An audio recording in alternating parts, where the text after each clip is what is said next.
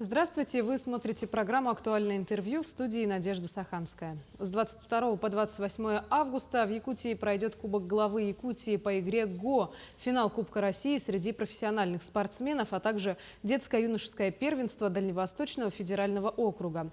Всего в турнирах примут участие 110 человек. Также в рамках мероприятия будет рассмотрено предложение о внедрении игры ГО в образовательную программу якутских школ. Игру предлагают включить как базовый вид спорта.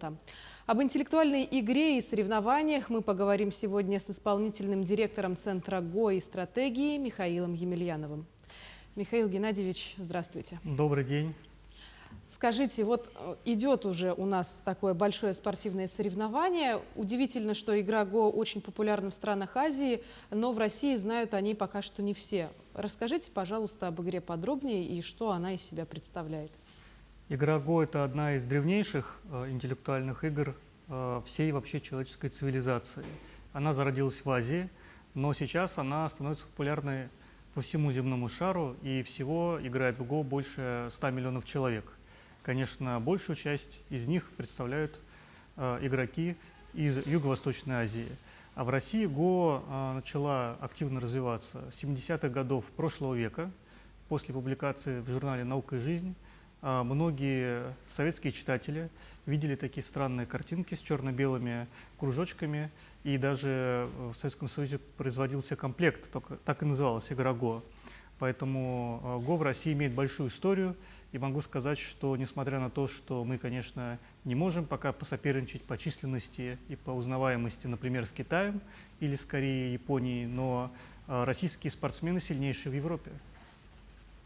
Любопытно, что и многие люди бизнеса увлечены игрой ГО, потому что, наверное, это развивает какие-то отдельные детали в плане стратегического, тактического мышления. Также и глава нашей республики Айсан Сергеевич Николаев увлекается этой игрой. Почему же среди политиков все-таки есть такая потребность? ГО учит стратегическому мышлению, и тем, кто занимается бизнесом, те, кто принимает сложные решения в политике, они всегда ищут такие инструменты, которые позволили бы им понять, какое решение следует принять, каковы риски, взвесить все за и против. И я вот могу сказать, что, например, да, у нас есть политики, которые занимаются ГО, это и главы республик, главы регионов, это депутаты, у нас есть бизнесмены.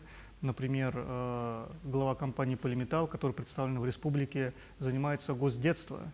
И он не просто, знаете, такой ценитель игры, он участвовал много лет в турнирах, и поэтому он и поддерживает развитие ГО в стране на федеральном уровне, потому что он считает, что это нужно внедрять не только для руководителей компаний, не только как часть корпоративной культуры, но и как инструмент развития мышления у детей, у молодежи.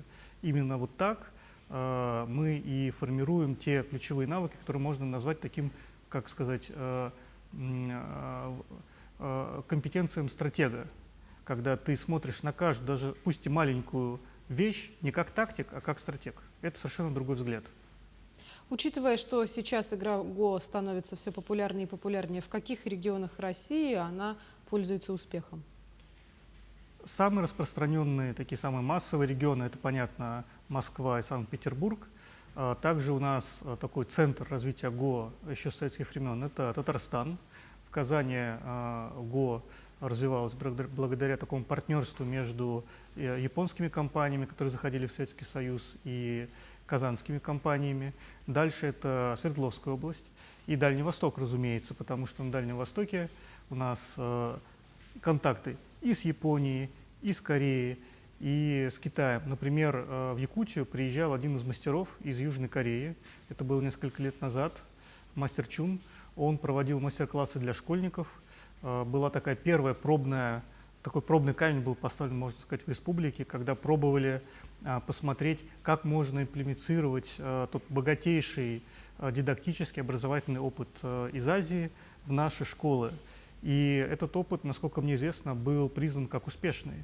И у вас сейчас, например, в республике это уникальный проект в Северо-Восточном государственном университете. Обучаются инструктора по ГО, получают сертификат, диплом.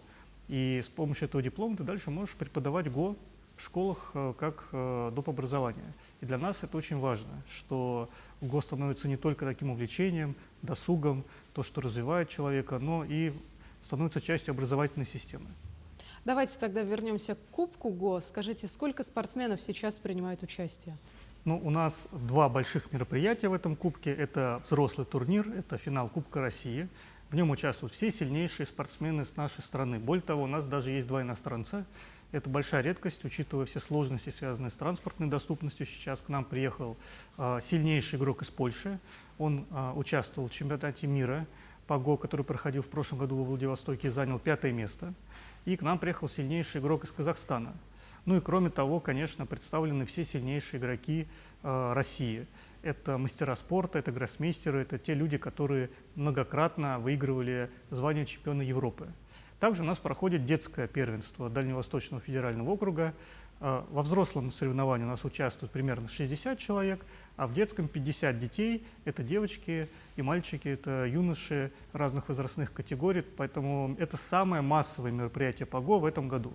И мы привезли к вам сюда спортсменов. Многие впервые в жизни побывали в Якутии. И я уверен, что они уедут просто с удивительными впечатлениями, потому что открытие, которое сегодня у нас проходит, оно проходит на Ленских столбах. А для многих мечта побывать на этом уникальном памятнике природы. Разумеется. Михаил Геннадьевич, скажите, а чем Кубок главы республики будет интересен для жителей нашего региона и для жителей Якутска, которые с этой игрой, в общем-то, и не знакомы? У нас такой приготовлен сюрприз, можно сказать, ну, как он уже известен, мы старались его анонсировать 27 августа, с 27 по 28 на Комсомольской площади. У нас пройдет открытый фестиваль. Он будет посвящен не только ГО. Насколько мне известно, там будет почти 50 разных активностей, как таких образовательных, развивающих, так и спортивных, увлекательных, которые можно будет посмотреть, возможно, даже где-то поучаствовать. И центром этого фестиваля, мы называем его Genius Extreme, то есть соединение гениев и экстремалов, у нас будет большая площадка «Школа ГО», там будут мини-турниры, там можно будет принять участие, вот даже вот вы сможете прийти, ничего не зная про ГО, вас научат правилам, предложат вам, если вы захотите принять участие в турнире, если вы выиграете, вы получите приз. Будет большая детская площадка, которую мы называем Мега-ГО, где можно будет играть с ребенком такими большими камнями, такая 5 на 5 большая игровая площадка. Ну и, естественно, там будут много-много-много интересных представлено видов спорта, кружков дополнительного образования. Потому что мы хотели, чтобы это мероприятие в преддверии начала учебного года показало жителям Якутска, что вообще есть у вас с точки зрения дополнительного образования. Ну а ГО такая вишенка на этом большом торте. Поэтому я приглашаю всех жителей города, обязательно приходите. Я уверен, вы узнаете много интересного, ну и познакомитесь с этой уникальной, красивой и древней игрой. Как вы думаете, после знакомства с такой интеллектуальной игрой много ли появится у нее поклонников, учитывая, что вы готовите такое большое мероприятие на Комсомольской площади? Ну, я надеюсь, что у нас Якутск станет одним из таких центров ГО на Дальнем Востоке, потому что у вас все к этому, так сказать, предрасположено. Длинные зимние вечера, можно сесть за доску, очень красивые камни, вот мы видим, у нас они из агатов. Можно играть всей семьей. Эта игра увлекательная, не обязательно играть один на один, можно играть командами. И она такая очень медитативная, очень неспешная. В ней есть, конечно, и азарт, потому что здесь можно бороться за территорию, окружать чужие камни. И я надеюсь, что это у нас будет только первое такое большое мероприятие, и мы продолжим здесь проводить большие турниры, что, может быть, даже Кубок главы у нас станет таким регулярным событием. И тогда Якутия будет не только центром спорта ГО, но еще и центром образования, потому что здесь мы сможем обучать инструкторов, готовить детей, внедрять МГО в школы, потому что это будет тогда такой пилот, на базе которого мы будем масштабировать такую программу детскую на другие регионы нашей страны. Я попрошу вас сейчас немного попутешествовать во времени, потому что, насколько известно, в прошлом году фестиваль, мероприятие, турнир по ГО проводился во Владивостоке, в этом году в Якутске. А на следующий год какие планы? На следующий год мы еще пока не выбрали, что у нас будет таким большим событием. Мы размышляем на этот счет. Возможно, что будет турнир в Казахстане. Мы обсуждаем это с коллегами с Казахстанской Федерации ГО. Тогда это будет такое международное событие. но вполне возможно, что мы выберем какую-то еще интересную точку в нашей стране. Мы стараемся проводить эти мероприятия так, чтобы наши участники знакомились так сказать, с географией нашей большой страны, посещали новые места, а новые регионы, так сказать, окормлялись и знакомились с этой древней игрой, потому что понятно, что все крупнейшие мероприятия часто проходят в Москве, в Санкт-Петербурге. Мы стараемся Го разносить в удаленные регионы, чтобы у нас получалось так, что эта игра действительно охватывала всю страну. Поэтому думаем, пока не знаю. Может быть, опять Якутия скажет, мы хотим провести, и приедем опять к вам. Но вот здесь я как раз хотела задать вопрос о том, возможно, мероприятия подобного масштаба распределяются о том, когда и где они будут проходить, в зависимости от некого календарного плана. Да, календарный план мы обычно составляем в сентябре, в октябре, вот в эти месяца, и тогда как раз намечаются основные мероприятия. И я знаю, что в следующем году у нас большая планируется программа работы с молодежью, со студентами. Может быть, мы что-то проведем молодежное у вас, поэтому мы будем рады услышать такой запрос от Федерации Го Якутии. Обязательно его рассмотрим. А если сейчас говорить о том, что, наблюдая игру юных спортсменов, если есть какой-то перспективный игрок, есть ли у него какое-то будущее, вы берете его на заметку и дальше помогаете ему развиваться вот в дальнейшей области игры в Го? Да, именно так мы и поступаем. Мы очень рачительно относимся к каждому, кто начинает заниматься Го, потому что это все-таки у нас не миллионы любителей, как, например, в шахматах, а это тысячи. И если мы находим действительно талантливого молодого человека, а желательно, конечно, если мы говорим про спорт, чтобы это был ребенок, потому что ему нужно с малых лет очень быстро набирать форму. В Го учиться очень долго, это занимает иногда годы. И тогда сначала с ним занимаются наши лучшие детские тренера. Он попадает в специальную такую детскую группу, в которой есть сильные ребята, есть учителя, которые его подтягивают. Если он показывает результаты, дальше он переходит к старшим товарищам. И дальше у нас есть специальные стажировки в Азии, когда за счет федерации, либо за счет принимающей стороны, за счет школы человек выезжает и, например, несколько месяцев учится за границей. Это Китай может быть, это может быть Япония, это может быть Корея.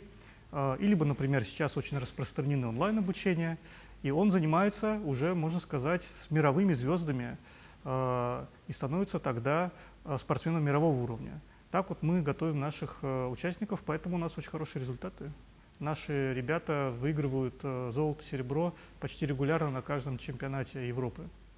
Благодарю вас, Михаил Геннадьевич, за беседу. Будем с нетерпением ждать мероприятия Genius Extreme, который докажет нам, что веселиться можно с умом. Да, всех приглашаю на этот фестиваль. Спасибо.